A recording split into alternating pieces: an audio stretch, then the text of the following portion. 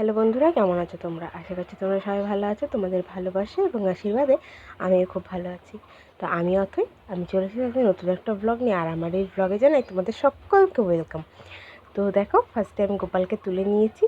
আর তুলে নিয়ে আমি এবার কিন্তু গোপালকে সিংহাসনে বসিয়ে ওকে সুন্দর করে রেডি করিয়ে গোপালের প্রসাদটা দিয়ে দিয়েছি। মানে গোপাল সেবা কিন্তু আমার সকালের ডান।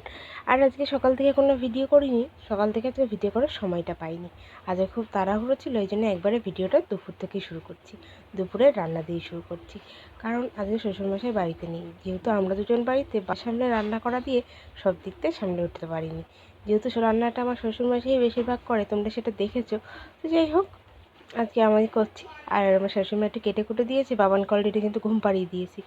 যাই হোক, রান্নায় আজকে হচ্ছে লাল শাক, পনির আলুর তরকারি আর চাল কুমড়ো ঘন্ট। তো যাই হোক, দেখো, প্রথমে শুকনো লঙ্কা কালো জিরে আমি ফোড়ন দিয়ে দিলাম, দিয়ে তেলটা একটু গরম হলেই লাল শাকটা ঢেলে দিলাম। আর লাল শাকটা না আমাদের বাড়িতে এক একজন এক এক রকম পছন্দ করে। যেমন ধর, আমার শ্বশুরমশাই এবং শাশুড়ি মা পেঁয়াজ দিয়ে বেশি পছন্দ করে, আমি আর আমার হাজব্যান্ড আর বাদাম দিয়ে বেশি পছন্দ করি। তো আগেও একদিন লাল শাক আনা হয়েছিল, সেদিন পেঁয়াজ দিয়ে করেছিল, তাই ভাবলাম আজকে একটু বাদাম দিয়েই করি। আর লাল শাকটা ও আজকে বাজার থেকে এনেছে। আজকে ও বাজারে গেছিলো, যেহেতু শ্বশুরমশাই বাড়িতে নেই, গেছে বড় পিসির বাড়ি। বড় পিসি শাশুড়ির বাড়ি। বড় পিসির নাতির আজকে জন্মদিন, তাই জন্য গেছিলো। আর এই ভিডিওটা কিন্তু আজ থেকে দুদিন আগেকার। তোমরা তো বুঝতেই পেরেছো আমি দুদিন কোনো ভিডিও আপলোড করতে পারিনি। তার একটাই কারণ, বাড়িতে ওই যে পিসিদের বাড়িতে গেছিলো শ্বশুরমশাই, সেই দিদিকেই এনেছে।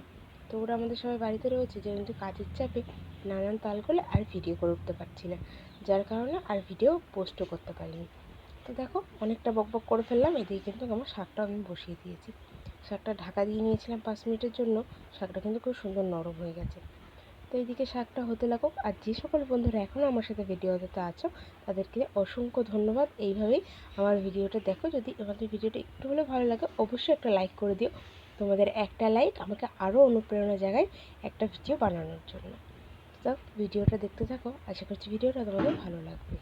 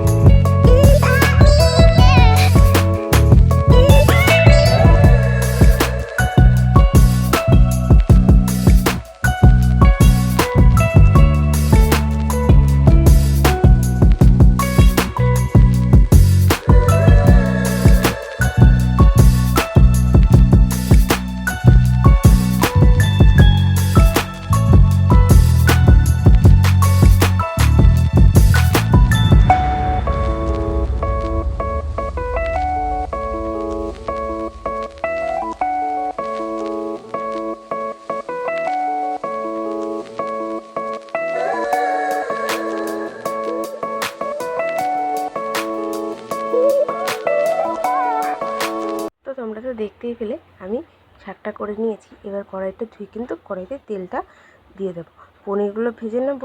আর এদিকে পটল দিয়ে আলুতে পনির দিতে হবে। এদিকে দেখো, আমিও শাকটা তুলে দিয়েছি, আর ওইদিকে চাল কুমড়োটাও কিন্তু কাটা হয়ে গেছে। পনিরটা আজকে আমার হাজব্যান্ড কেটে দিয়ে গেছে, সেই জন্য এত বড় বড়। আমি বললাম, কিন্তু ও তো আমার কথা শুনবে না। যাই হোক, কী আর করা যাবে। তো তারপর দেখো, আমি কড়াইতে তেল দিয়ে নিয়েছিলাম। তেলটা ততক্ষণ গরম হতে লাগুক, আমি এদিকে পনিরে একটু লবণ হলুদ মাখিয়ে নিচ্ছি। পনির রান্না করার আগেও পনিরে একটু লবণ হলুদ মাখিয়ে নিলে পনিরের ভিতরে লবণটা যায়। না হলে লবণ যদি তুমি না মাখাও, পরে দেখবেন লবণটা একটু আটা আটা, মানে ভেতরটা না কেমন কেমন একটা লাগে। লবণ দেয় না, ঝোল যায় না, তো ওই জন্য কেমন একটা লাগে। তো দেখো আমি কিন্তু লবণ হলুদ মাখিয়ে নিয়ে খেয়ে দিকে কিন্তু আমার কড়াইটাও গরম হয়ে গেছে। তো আমি একটু নাড়িয়ে নিলাম। এবার আমি পনিরগুলো আস্তে আস্তে সব একটা করে দিয়ে দেবো। তো তোমরা তো দেখতে পেলে পনিরগুলো দিয়ে দিলাম, আর তেলটা এত তেতে গেছে, দেওয়ার সঙ্গে সঙ্গে কিন্তু লাল হয়ে গেছে, ঠিক আছে। তো যাই হোক তাড়াতাড়ি করে একটু ভেজে নিচ্ছিলাম। এবার ভেজে নিয়ে কিন্তু আমি পটল আলুটাও ভেজে নেবো। পটল আলু দিয়েই করবো। পটলটা আবার আমাদের বাড়ির সবাই খায় না, আমার আবার বেশ ভালোই লাগে। আমার হাজব্যান্ড আবার পটল খেতে চায় না, পটলের বীজগুলো খেতে চায় না, আর শাশুড়ি মা অতটা পছন্দ করে না। আমি আর আমার শ্বশুরমশাই বেশিরভাগটা খাই। তো যাই হোক দেখো পনিরগুলো ভাজা হয়ে গেছে, এবার পটলগুলো ভাজছি। পটল ভাজলে না তেলটা কেমন কালো হয়ে যায়। যাই হোক আগের দিন চিলি চিকেনের একটা রেসিপি দিয়েছিলাম, তোমাদের রেসিপিটা কেমন লাগলো আমাকে একটু কমেন্ট করে বলো তো। যে কেমন বাড়িতে ট্রাই করলে কিনা সে তো কিছুই বলবে না, অবশ্যই কিন্তু আমাকে বলো। তো যাই হোক ওই দিকের অনেকটা কাজ সেরে নিয়েছিলাম, এদিকে পনির আলুর তরকারি কিন্তু আমার কমপ্লিট। দেখেছো কত সুন্দর লাগছে, কালারটা দেখেই কিন্তু মন ভরে গেল। আর এই বাটনাটা কিন্তু আমার শাশুড়ি মা শিলে বেটে দিয়েছিল, যার কারণে 7 জানুয়ারি দ্বিগুণ হয়ে গেছে। তারপরে আমার বাবা ঘুম থেকে উঠে গেছিলো, আর ঘুম থেকে উঠে দেখো আমার স্ট্যান্ডটা নিয়ে খেলা করছে। ওই কিন্তু আমি স্নান খাওয়া সব করিয়ে দিয়েছি, আর এখন আমার স্ট্যান্ডটা নিয়ে খেলা করছে। আজকে সময় পাইনি, যেহেতু অনেক বেলা হয়ে গেছিলো, ঘড়ির কাঁটাতে দেখতেই পেলে প্রায় 12:30 বেজে গেছে। ওই জন্য আর বেশি করিনি, এই দিকের কাজটাকে তাড়াতাড়ি করে সেরে নিই, তারপরে ভাবলাম তোমাদের সাথে ভিডিওটা আবার শেয়ার করব। তো দেখো ওকে বসে দিয়েছি খেলতে, আর এদিকে আমি ঘরটা একটু মুছে নিচ্ছিলাম সুন্দর করে। চলো ঘরটাকে মুছে নিই, তারপর আবার তোমাদের সাথে কথা বলছি।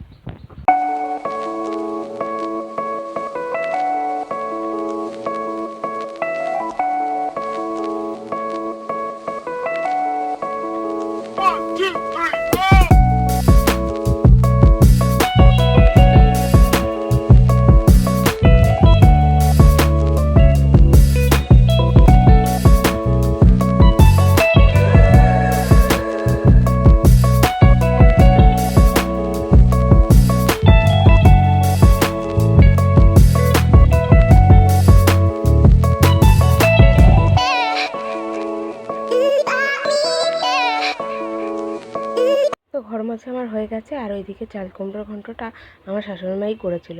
চাল কুমড়োর ঘন্টটা আমার শাশুড়িমা বেশ ভালোই করে। যাই হোক তারপর রান্নাবান্না হয়ে গেছিলো, আমি এদিকে গ্যাস ট্যাসগুলো মুছে বাসন টাসনগুলো মেজে স্নান করবো। তো দেখো গ্যাসটা আমি সুন্দর করে মুছে নিচ্ছিলাম প্রত্যেক দিনের মতো। জিনিস যত পরিষ্কার করে রাখবে ততই বেশি সুন্দর লাগবে দেখতে।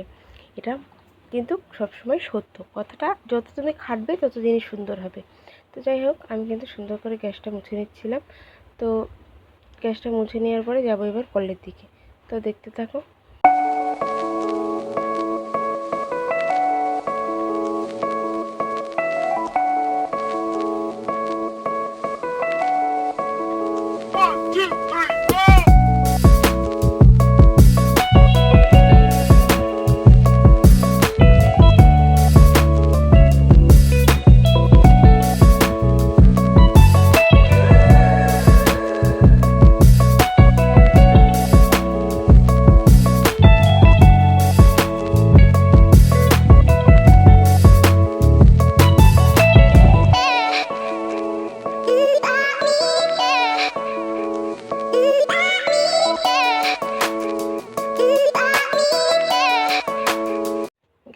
হয়ে গেছে, এবার এদিকে আমি ঘরটা একটু ঝাড়ু দিয়ে নিচ্ছি।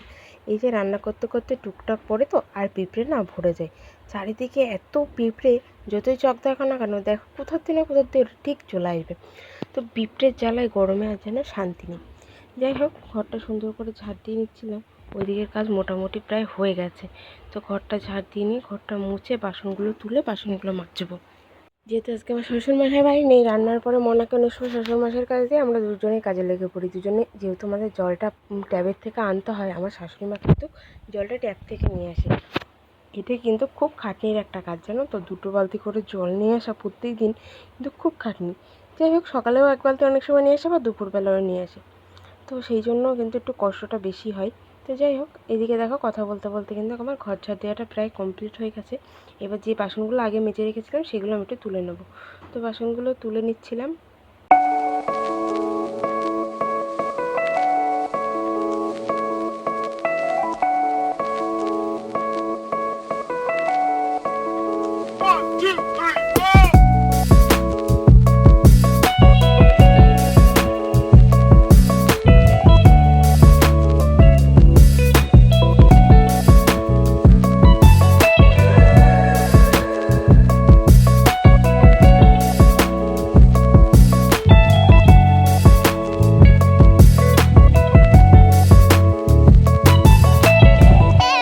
তারপর তোমরা তো দেখতে পেলে আমার বাসন তোলা হয়ে গেছে। এবার আমি বাসনগুলো দেখো এইগুলো মেজে নিয়ে স্নান করব।